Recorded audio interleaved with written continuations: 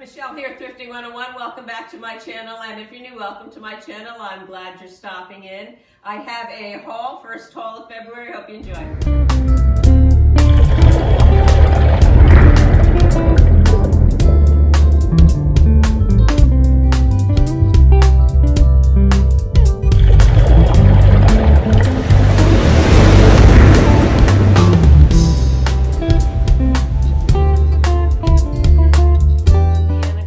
Carnival deviled egg or relish dish. I was riding around last weekend, I think it was, and I saw a garage sale sign, so I went in and there were plenty of stuff there, and this is one of the pieces I picked up. It is made by Indiana Glass. It's Carnival hobnail or hobnail carnival in the amber gold pattern. It's in really nice shape.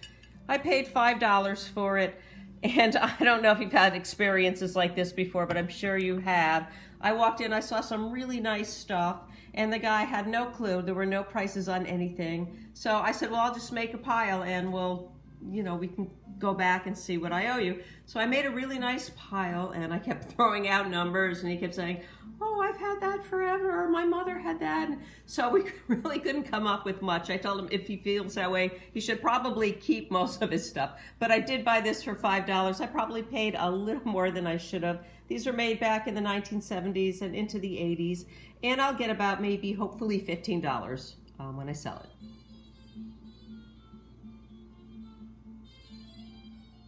You can see the logo right here is HA, an H within an A. That's Hazel Atlas. A lot of people I see on eBay and other selling sites confuse it with Anchor Hocking, I guess because they're both A and H. That is the symbol or logo for Hazel Atlas.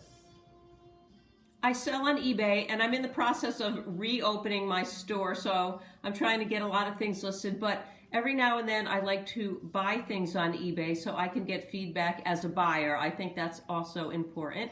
And I have had this Hazel Atlas Platonite, or Platonite, I'm never really quite sure how to pronounce it. It's kitty wear, and they made these back in the 40s and 50s. And I have had this plate forever. And I did a little looking online one day, and I found the matching cup. It's in great condition. Little John and Robin Hood and Friar Tuck. And she was asking $8. I offered her $5. She accepted it, and I picked it up, and now I have a full set.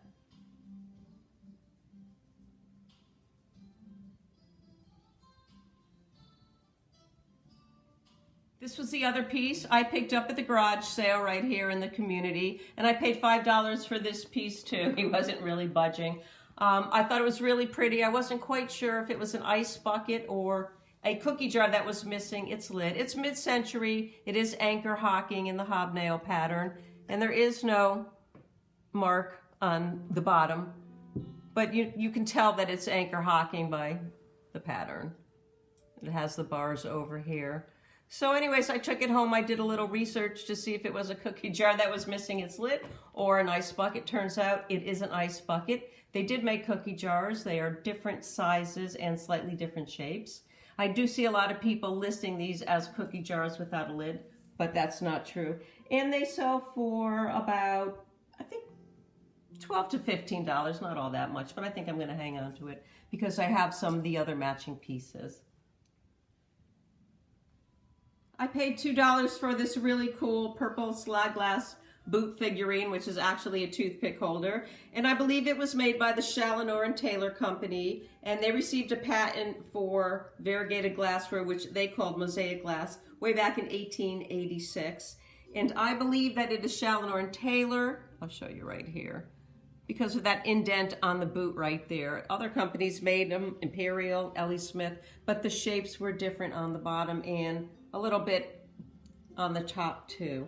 And Slag glass simply is an opaque pressed glass that's made with shreds of color by adding an iron additive, and they called it slag.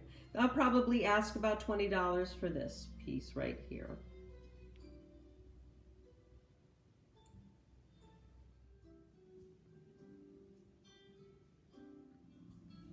Picked this up for $2. I do pretty well with the Johnson brothers. This is the old English countryside in the multi-brown pattern. Some of them were just plain brown. This one has the little colors in it. It's in great condition. They made them between 1974 and 1983, even though to me they look older, but they're not. They don't sell for all that much. Maybe I can sell it for about $6, maybe $8, but I always sell them.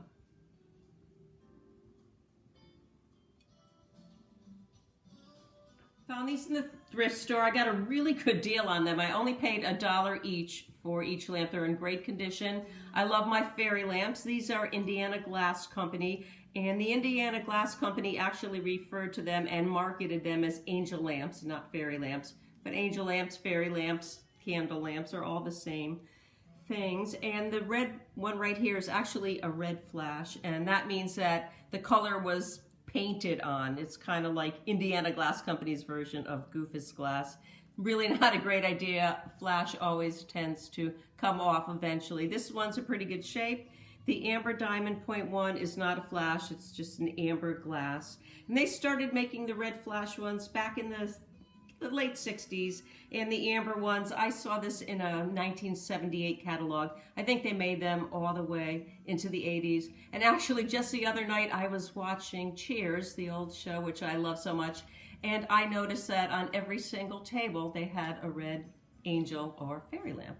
And I'm gonna ask about $8 for each of them, or sell them off as a set for maybe $16.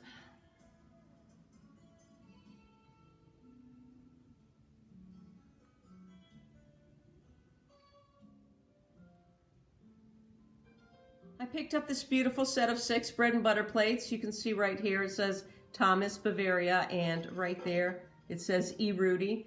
Each of these plates are signed E. Rudy. They're absolutely beautiful. I know that Fritz Thomas opened up his business in 1903, and the back stamp on here dates these anywhere from 1908 to 1937.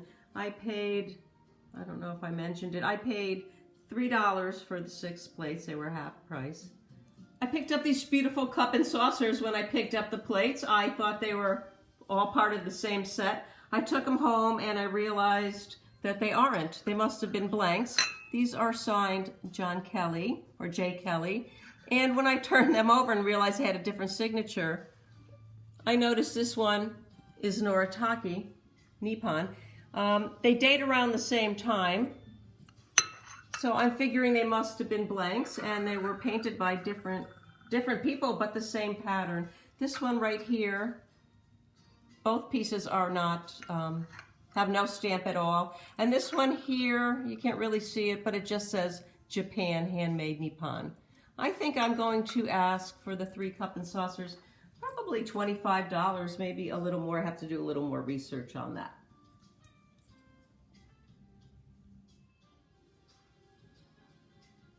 I picked up this piece also in the same store. I'm wondering if it was all part of somebody's collection. It wasn't in with these pieces. I did find it in another area of the store. It said Wheeling on the back, and it was dated 1950. It was hand painted. It's pretty much the same pattern. I figured Wheeling must have been the Wheeling Pottery Company, but I don't think that it was. I think it was just a potter in Wheeling, West Virginia. And I've seen other ones selling on eBay for about $20. This one is actually prettier than the ones I have seen.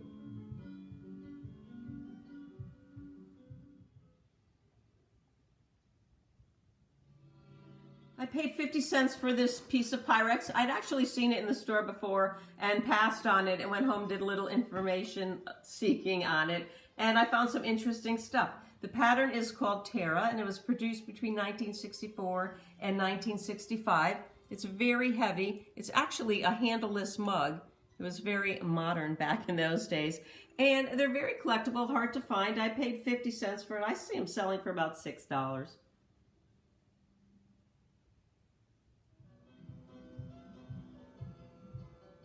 I saw this hand-painted cake plate, and they were only asking $2, and it's simply beautiful. There's no mark on the back except for that number. I really don't know what that means. I have seen similar ones selling for $48 online. I'm not sure if it's Bavarian or Prussian. I'm not really sure what it is. I'm hoping my friend Dee from Living the Good Life, she's the expert on this. She does great videos on YouTube, and I'm sure she'll weigh in and let us know what her opinion is of it.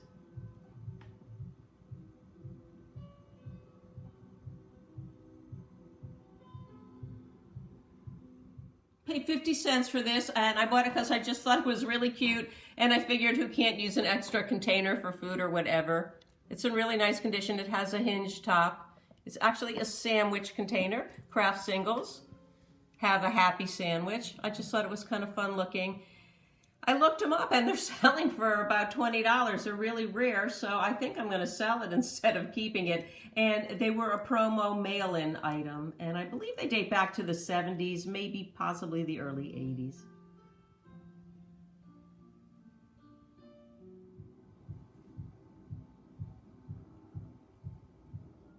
Found some more Southern Pottery in the Blue Ridge line.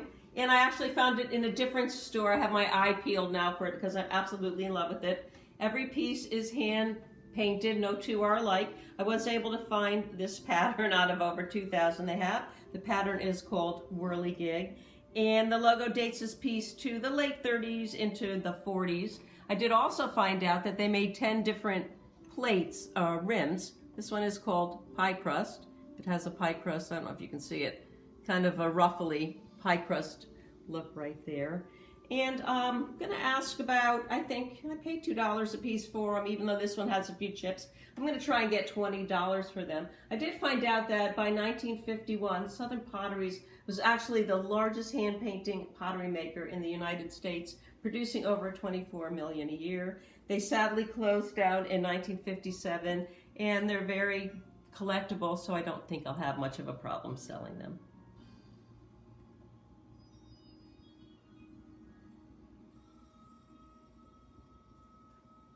I hope you enjoyed my latest haul, and I've been out the last 2 days and I've been finding some amazing stuff. I'm already getting ready for my next haul. I'm so excited to share it with you. Please remember to like, share, subscribe. Most importantly, leave me a comment. And to all my friends in the Midwest, stay warm, and my friends up north too. Thanks again, and we'll see you real soon.